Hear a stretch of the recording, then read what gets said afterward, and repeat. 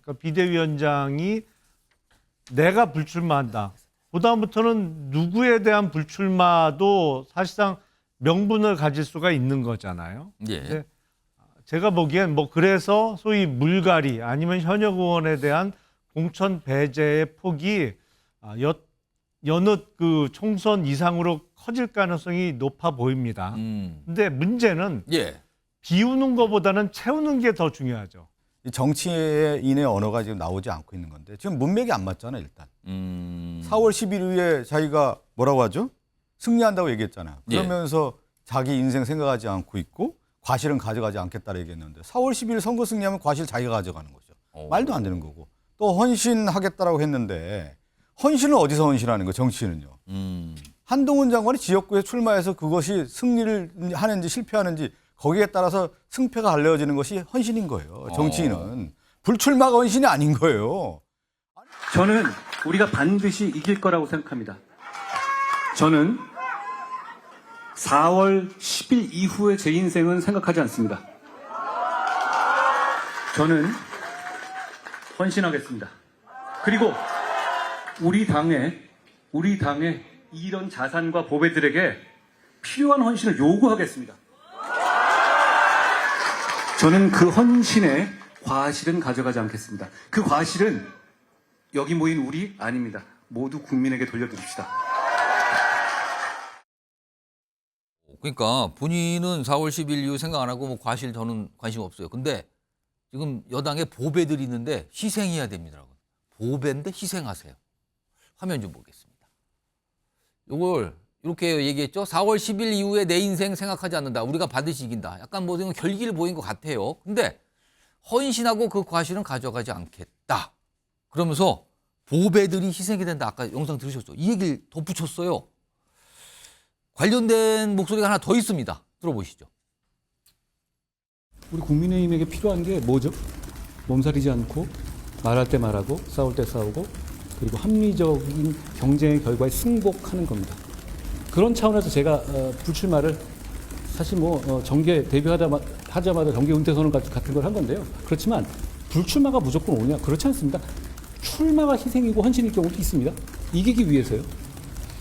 그런 필요한 결정을 저는 사심없이 할 것이고 그 결정에 따라주시기 바란다는 말씀 드리는 겁니다.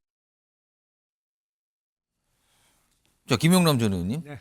희생을 얘기했어요. 네. 근데 알쏭달쏭합니다. 희생이. 이거 혹시 공천을 통한 대대적인 물갈이 예고로 봐야 되는 겁니까? 아니면 다른 의미로 봐야 되는 겁니까, 이거? 한동훈 비대위원장이 취임 연설 때 본인의 22대 총선 불출마를 이야기하면서 어느 정도는 예견이 됐던 것이죠. 그러니까 비대위원장이 내가 불출마한다. 그다음부터는 누구에 대한 불출마도 사실상 명분을 가질 수가 있는 거잖아요. 예. 근데 제가 보기엔 뭐 그래서 소위 물갈이 아니면 현역 의원에 대한 공천 배제의 폭이 여느 그 총선 이상으로 커질 가능성이 높아 보입니다. 근데 문제는 예. 비우는 것보다는 채우는 게 더 중요하죠. 채우는 그렇게 비워지는 자리를 어떤 사람들로 채우느냐. 그게 정말 총선의 당의 전체의 승리를 위한 최선의 공천이 될 수 있느냐. 예. 결국엔 그게 관건인 것이죠. 그러니까 이런저런 명분을 통해서 역대 총선에서도 현역 의원 대략 50% 내외의 물갈이는 항상 있었습니다. 예. 근데 그런 물갈이를 대폭하면서 그러면 국민의힘 전신의 정당들이 의석수를 늘려왔느냐 아니면 거꾸로 줄어왔느냐. 근데 후자였죠. 예. 사실은 19대 총선 때는 152석을 했고요.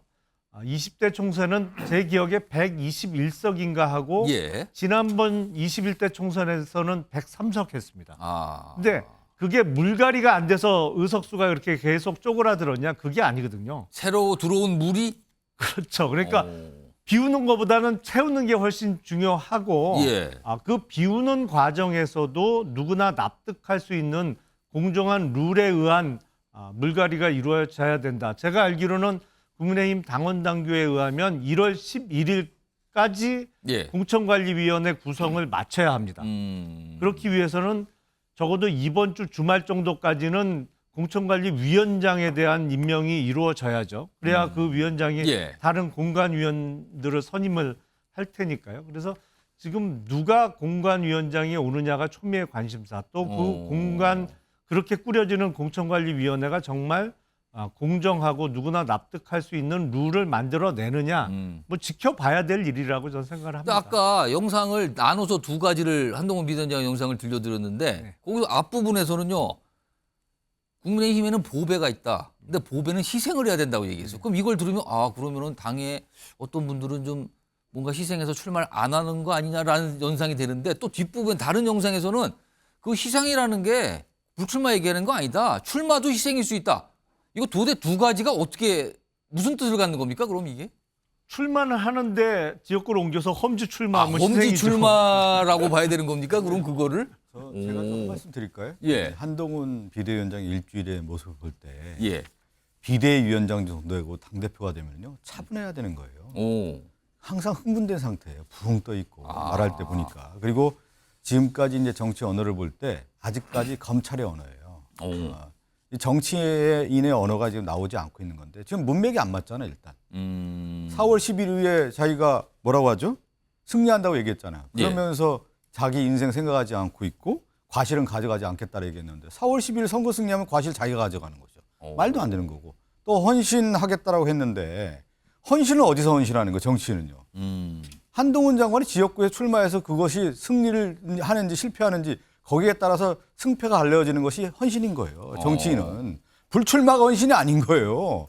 아니 장수가 가서 싸움터에 싸워서 자기가 그 결실을 봐야 되는 것이지. 예. 거기서 벗어나서 내가 그 출마 자체를 안 하는 게 무슨 헌신입니까? 이거 언어 도단인 거예요. 말이 안 맞는 거예요. 그러니까 정치인의 언어가 아닌 거예요.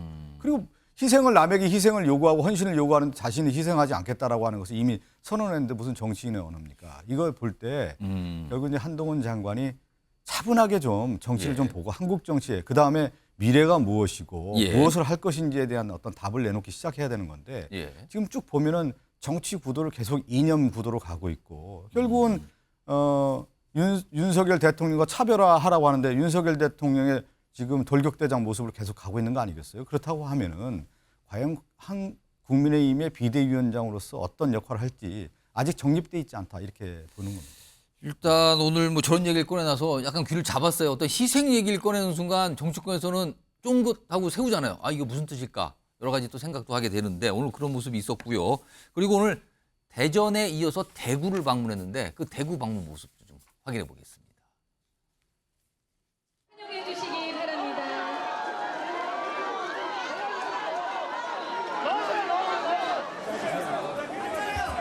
네, 다시 한번 부탁드리겠습니다.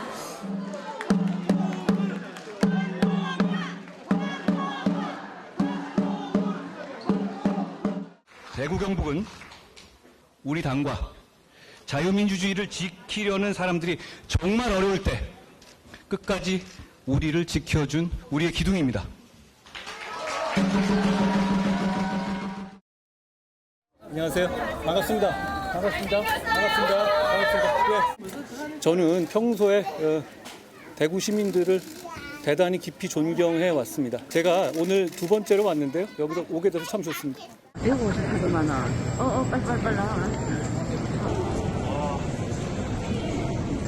됐나? 같이 찍어야지. 좋은 길을 좀 갈게. 유석 평론가. 앞서 지난 11월 장관이었을 때 장관 재임 당시에는 대구를 갔을 때 존경한다 그랬어요. 네. 근데 오늘은 기둥이다. 네. 이런 표현을 썼거든요. 자, 오늘 대전에 이어서 대구. 사실 첫날 어떤 근무일, 올해 근무일의 첫날 대구를 찾은 건데 물론 다른 일정도 있어요. 근데 화면 좀 보겠습니다. 다른 일정도 소개해드리죠. 향후 지금 잡혀있는 일정인데 오늘 대전 그리고 대구 4일에는 광주 일정이 있어요. 그래서 5.18 민주묘지 참배 등이 있고요. 그리고 5일에는 경기도 땅 그리고 8일에는 강원도 이렇게 있는데 일단 오늘 일정이 좀 주목되는데 오늘 대구 찾은 거 이거 어떤 의미로 봐야 됩니까?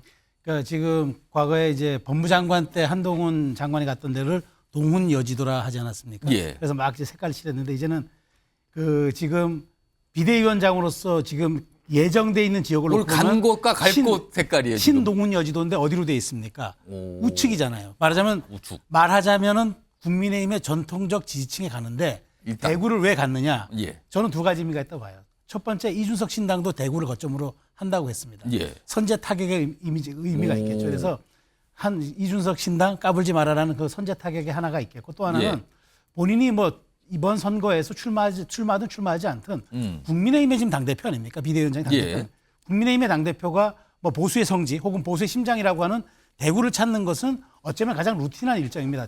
제가 여기서 다만 좀 이제 박성준 의원님께 제가 좀 아까 말씀해 드리고 싶은 거는, 한동훈 비대위원장이 이제 여의도 사투리 쓰지 않겠다고 그랬잖아요. 근데 그러다 보니까 본인 입장에서는 왜 정치인에서 언어를 쓰지 않느냐고 얘기하는데, 나름 아마 차별성을 갖는 지점들을 가지고 아마 지금 메시지나 워딩을 선택을 할 겁니다. 그런 측면에서 이제 어느 순간 이제 지금 그 여러 지금 시도당 위원회를 찾는 거는 본인이 조금 부족하다고 싶은 리더십과 당내에 좀 착근하는 그런 것에 대한 또 다른 아마 또 보관도 있을 겁니다. 그래서 저는 이러한 것들이 조금 아마 시간이 지나면서 본인이 이제 여의도 사투리를 쓰지 않겠다고 했으니까, 그러면 5천만 문법을 본인의 언어로 어떻게 정치인의 언어로 승화시킬 것인지, 그게 아마 남은 과제인데, 아마 1월 중순 지나고 나면 차츰차츰 한동훈 위원장이 보여주는 정말 본인의 여의도 사투리가 한번 나오지 않을까 기대하고 있습니다.